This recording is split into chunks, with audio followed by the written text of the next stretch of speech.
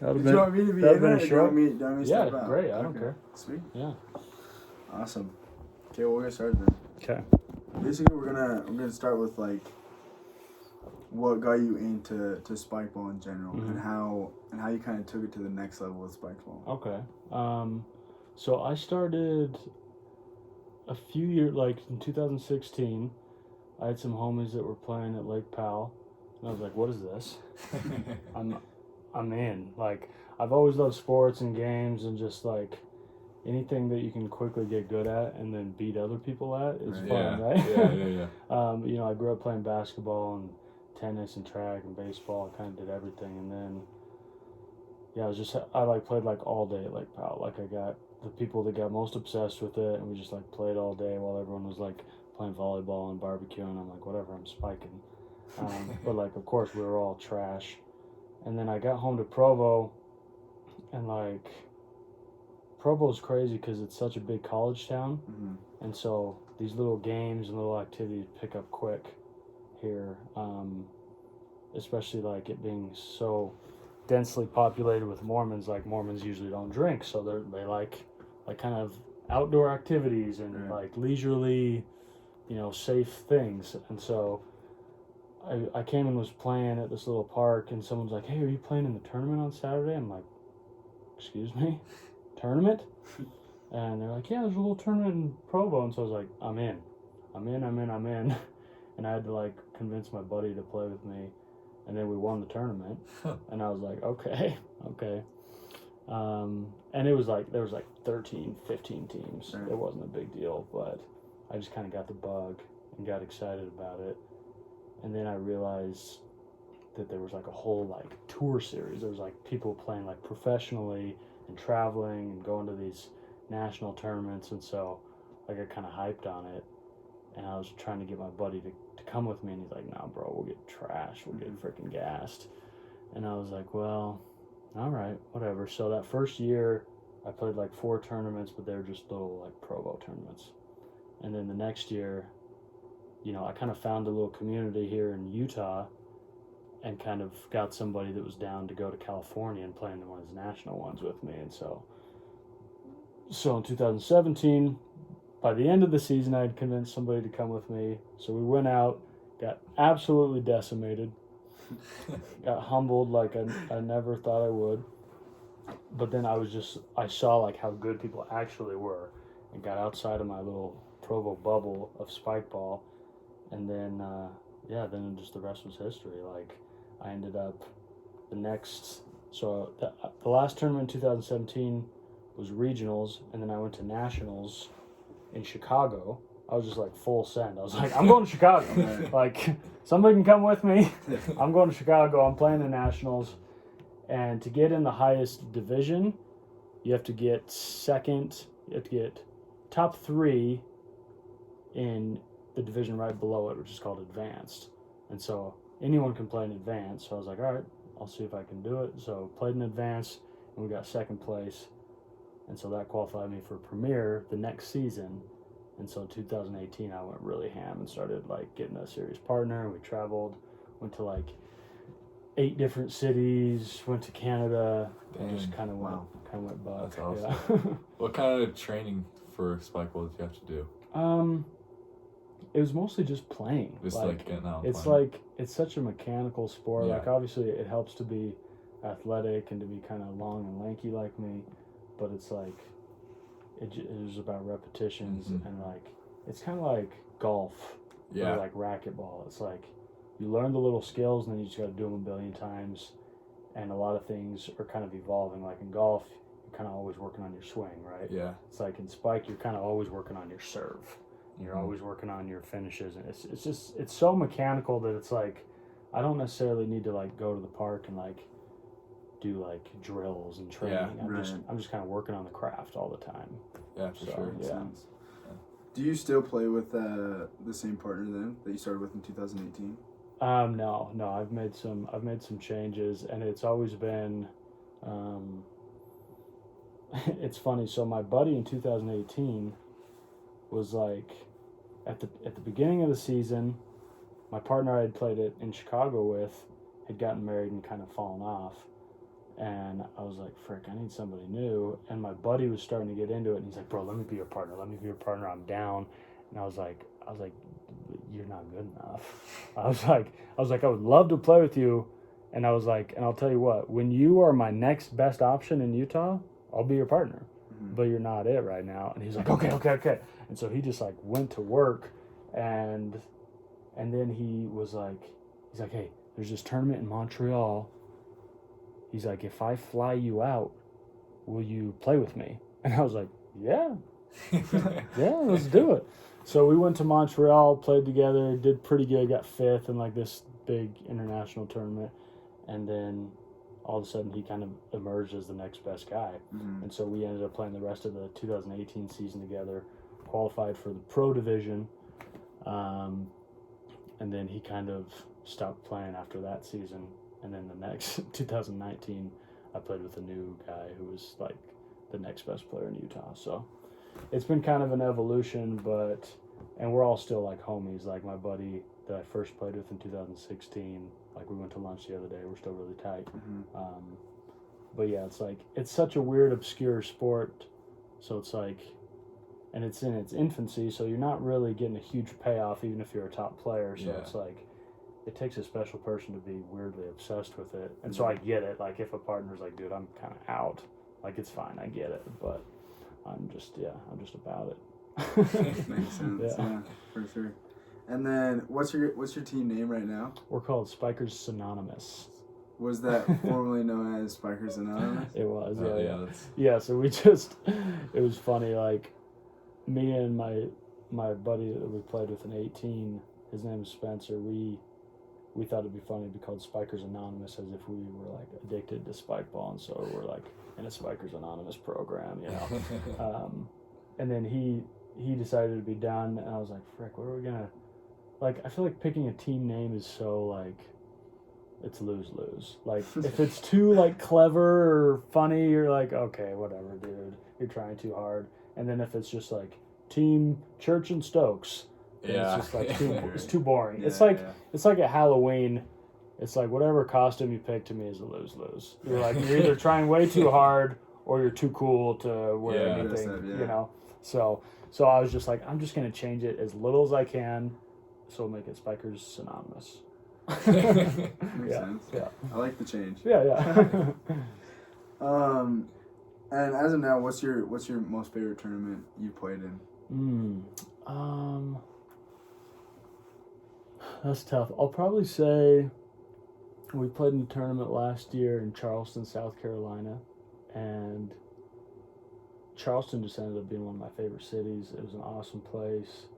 And that was our first time winning a tour stop, kind of one of the main, like, national tournaments. So it's just kind of stuck out to me as my favorite. So, yeah. For sure. Let's, like, go back to your books. Like, you want to tell us a little bit about, because you have 2 books out right now, right? Three. So your third one came out. Yeah. Tell us a little bit about those. They're all, it's funny. Usually when people are like, hey, so tell me about your books, I'm always like, okay, do you have like more than a couple minutes? Because I don't have a short answer. But just because each one has been a very different project. I'm not like a writer that like just writes like fantasy novels or just writes sci-fi books. Like my first one was like a funny memoir about dating and relationships. So it's just like stories about, ex-girlfriends and relationships I'd been in and kind of heartache and just a bunch of different things I'd been through. And then my next book was about the Holocaust. So it's super different. Yeah. I always tell people both stories about tragedy. But that, I was a history major in college, so the Holocaust was kind of like the main thing I studied anyway. So people are always like, that's random, the Holocaust. But I'm like, well, it's not random to me. Like, that's kind of what I was going into anyway. And then this last book I came out with was a novel. So it's like just kind of a story about a guy's life growing up.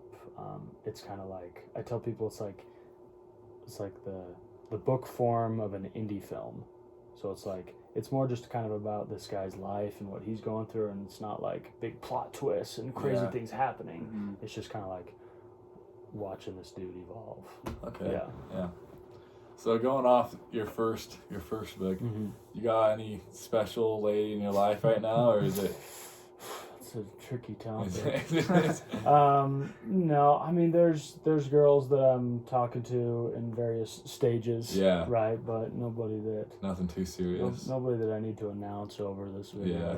Yeah. Not yet, at least. Did you graduate college with a history degree, or?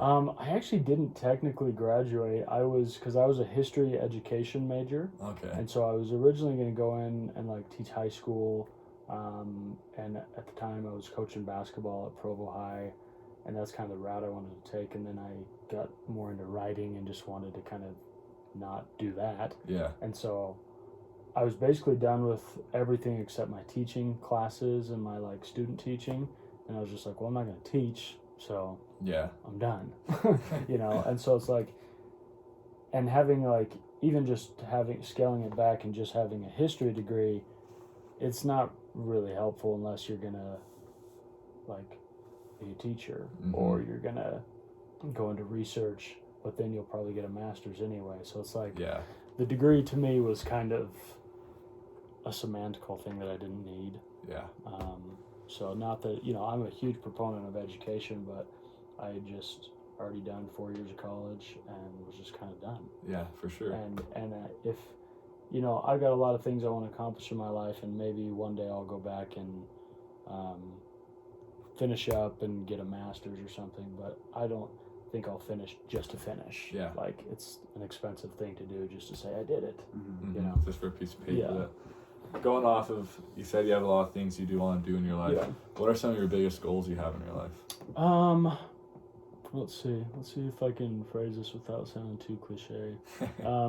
Because, the truth of the matter is, I kind of look at goals as like your big macro goals and then your kind of micro goals. And the big macro goals are kind of like, I just want to be happy, right? Yeah. I just want to be happy. I want to have a family, and I want to like spread that happiness in a big way, in whatever way I can.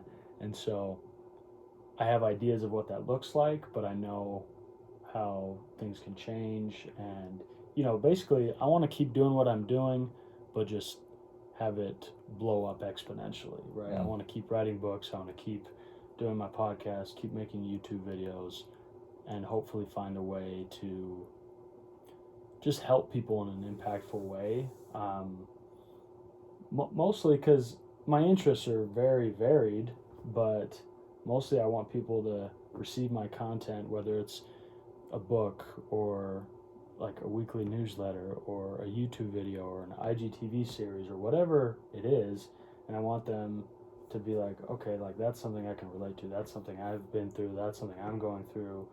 Even if it's just like me doing a stupid video that's kind of funny, it's like, oh, well, that's relatable, that's something that like I enjoy watching, and then hopefully that'll get them like interested in me and my life, and then they'll want to read my books, want to listen to my podcast. And so ultimately, like, my big goals are to just kind of make an impact in as many lives as I can. Yeah, for sure. Sure, yeah, that totally makes sense. Tell us a little bit about your podcast. What do you want to know? I haven't listened to all episodes, but I've listened to a few. What got you started on, how did you get going with podcasts? Like, what made you think to start a podcast? I had done kind of a handful of YouTube videos. And if you go back and watch the early ones, they're really, like, dumb. But I just, I wanted to get started, and it's so easy to just be like, okay, I'll start when I'm ready, but I'm not ready, and then you're just never ready, and you never start. So I just went for it and made some dumb videos. A couple of them were funny, a couple of them I thought were really good, but didn't get a ton of views. But anyway, I liked the idea of just being able to have kind of a weekly platform where I'm just talking about whatever I want to talk about, and instead of like inundating people with like me just chirping on my Instagram story or Twitter or something, I wanted kind of a bigger platform. So it's like, if I have something heavy I want to talk about, I can go do a 2-hour podcast episode and just get it all out. Yeah. And then it's also a chance for me to meet other people and hear their stories and connect with them. For sure. possibly help them. And, you know, I've done episodes where, you know, I had a good friend on and she talked about her struggles with having suicidal thoughts and just really heavy stuff. And I had a lot of people reach out to me and say, like, man, I've gone through similar stuff. And it's just such for me, a rewarding experience to be able to have other people connect with something you're doing. And it's like, it's not like I'm the only person out there doing that. There's an endless amount of videos you can find, but it's like when people know you, they connect with you in a different way, right? Sure. So, it's a very cathartic thing for me to be able to speak my truth about whatever, but also it's kind of a selfish thing because to me it's just another marketing tool to like get my stuff out there. Yeah. You know? Yeah. Would you say it's like kind of in a sense like a form of therapy, not for you but also for the people that come on? Oh, for sure. Like, I mean, to me therapy is anytime you're just like being remotely vulnerable or you're talking about your feelings at all. Like therapy doesn't have to be like you paid somebody and you're sitting on a couch and you're talking about deep, heavy issues from your past. Like, that's therapy too. But anything that's therapeutic is something that kind of makes you feel better and makes you, like people talk about, oh, running's my therapy, right? People talk about a million different things. Oh, reading is my therapy. Meditation is my therapy. So it's like just going on, talking about your problems, or not even your problems, just talking about something you're trying to get figured out in your head, or even like I've had some really like chill, light podcast episodes where like I had a buddy on and we just talked about the Michael Jordan versus LeBron James debate, and it's like that's maybe not as therapeutic, but it's still just like, for me, it's always therapeutic to just like talk with a friend and connect with a human being. So just to have someone there to talk to. Yeah, for sure. I know what you mean with that. Do you have any advice for any, I guess, people that are trying to influence other people or be influencers themselves? I mean, it really just comes down to, I think, putting out stuff you believe in, you know? Because the truth is, like, no matter how great your content is, or like if you're the next Tony Robbins or you're the next Gary Vee or whatever, it doesn't matter if you don't start somewhere. Like, if you go back and watch any of these like motivational speakers and stuff, their content wasn't as good in the beginning, you know, because they don't have the hours of training and life experience too, you know. And so whatever it is, whatever you're passionate about, whether it's like, you know, if you want to influence people, you know, you kind of got to figure out, well, in what way? Like, is my main goal just to like make people like realize their self-worth, or is my main thing like helping them spiritually? Is it like helping them physically, like helping people that are out of shape getting back into shape? Like, there's a million routes to go. So I think it's helpful to kind of figure out what you're most passionate about, but yeah, then it's just going for it.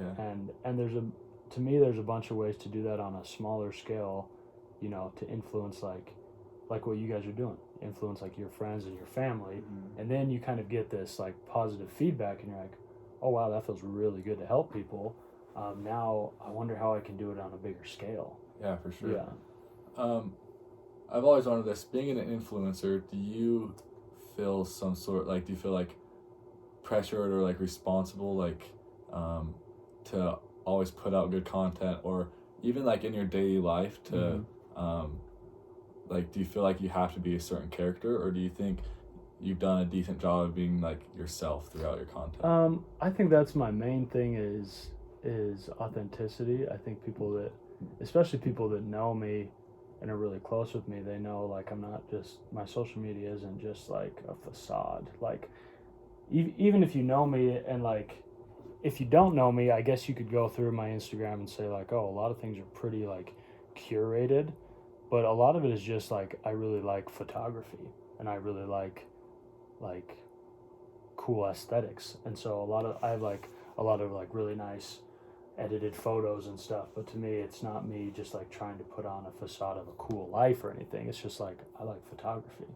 And so if you follow me and you know me really well, you kind of know that, but I think you know, I don't really consider myself an influencer. I'd love to get to a point where I am influencing so many people that that's just what people think of me. But I am aware of, no matter how small my audience is, it's like I know that anytime I post something, a lot of people see it, right? Mhm. So I want to put out stuff that's at least if it's not funny, it better be interesting. And if it's not interesting, it better be uplifting. And if it's not uplifting, it better be beautiful. You know, like it's got to hit one of those things, you know, or it's like what's the point, Mhm. you know? For sure. And it's not like I'm the social media police, and I think if other people are posting a picture of them having a Coke at lunch, I'm like, oh, this is trash. This is stupid. It's just that's my personal opinion for my stuff. You know? Yeah, for sure. Oh, I had something I was just about to say.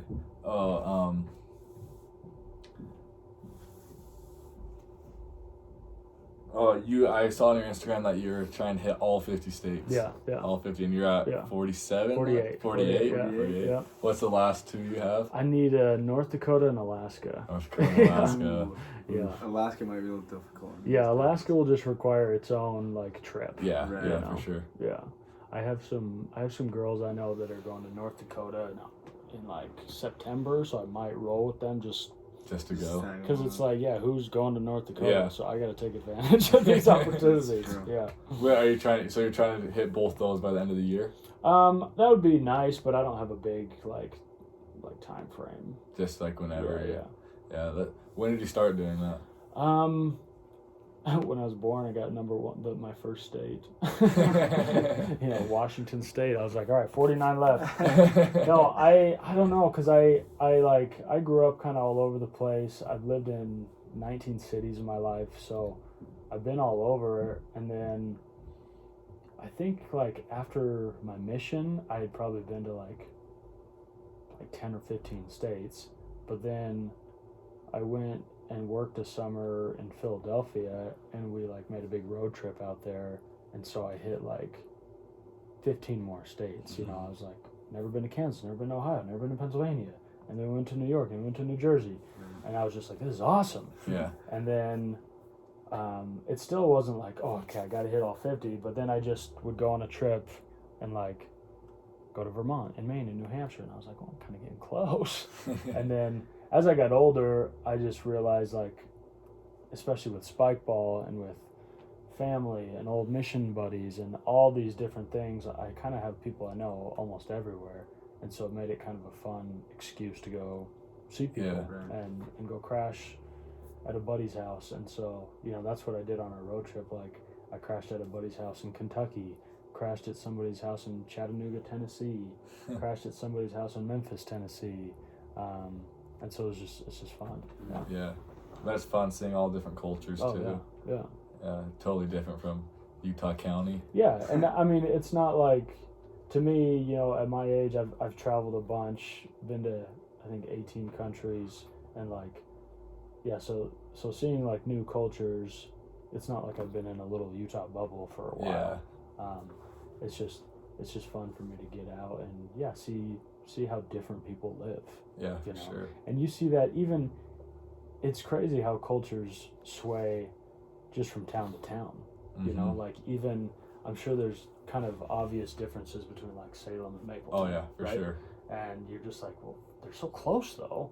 But even probably like Salem Hills and Maple Mountain High School, there's probably a lot of weird little differences. Yeah, right. That's true. And I don't know what they are, but I know, like, my small town where I went to high school with, we had a high school like 10 minutes away, and it was a very different vibe over there. And not just because we like thought they were losers because we played them in sports, but it's just a different culture. And so you think about how different cultures are from town to town, think about how different they are from state to state. Oh yeah. And then, from country to country, it's like, I don't know, it's kind of cool to see like how similar we all are, but then how different we all are. Yeah, for sure. Yeah. For sure. Yeah. It's interesting stuff. Any more questions? I have one more. Yeah. Right. Would you say you're happy right now with where you're at? I would say I'm happy. I would say I'm not content. Content, though. yeah, for sure. I think I mean, that's another question that we could just do a whole episode. Yeah. Are you happy? It's a big question. Yeah, it's a big, heavy question. And the truth is, like, there are days when I'm just not happy, But for the most part, I've learned more over the years that it's a choice to be happy, and it's not like it sounds really easy. It's not easy, right?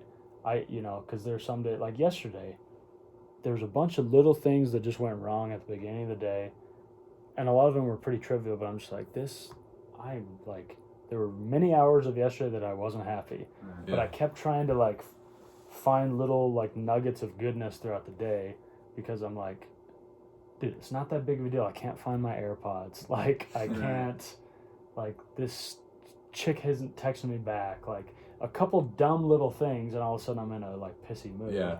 And it's like, okay, let me take a step back and realize, like, well, that's pretty good right now. Like, I got this going, I got this going, I got this going. But, like, I also try to look forward to things I'm excited about. It's like, okay, well, I got this tournament next week. I'm going on this trip at this time. Like, I got these shoes coming in the mail from China that I've been waiting on for 3 months. Hopefully they'll be here someday.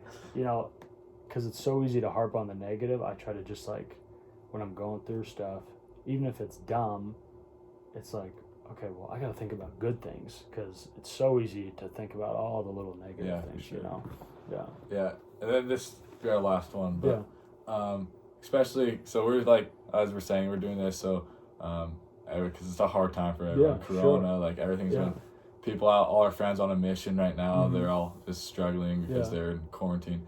And so if you had, like, one piece of advice that you could say to live a happy life, what would that advice be? I've thought about this a lot, because, and I haven't been, there's a lot of people that have been impacted by this much worse than me, but yeah, it's been tough. And when this happened, like, right when Corona hit and the quarantine thing was happening, it was like the perfect storm for me. A lot of, like, wild things were happening. Like, my grandpa was getting sick, and then he, like, passed away during the Corona thing, not because of Corona, but just a lot of, like, heavy things were happening. And I'm just like, dude, how, like, I just don't see, like, it was easy to feel like I didn't see a light at the end of the tunnel. But it's like, you have to realize that there's so many situations in life where the things that you think are making you not happy are completely out of your control, right? And so it's like, I have zero control over the coronavirus.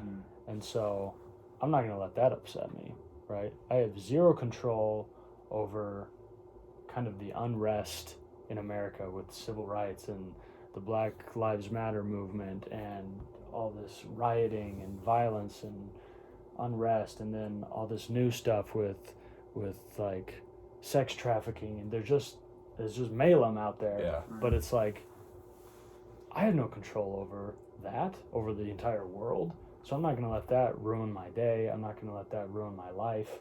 And even, like, if it's, like, your buddy's on a mission, it's like, oh man, we're quarantined, we can't go, like, hit the doors like we wanted to. We can't, like, I've had like buddies of mine that have, they served like 3 months, and then they had to come home and they're done. They weren't reassigned for whatever reason, and that's heavy for them.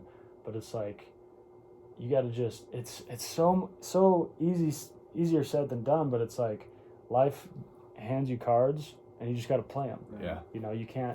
You can't think like, well, if this happens, I'll be sad. If this happens, I'll be pissed. But if this happens, I'll be happy. You got to just be like, listen, it's going to be like this always. Life's going to give you good things. It's going to give you bad things. But I'm going to just try to see the good. Because, when this first hit, it was very easy to just see the bad.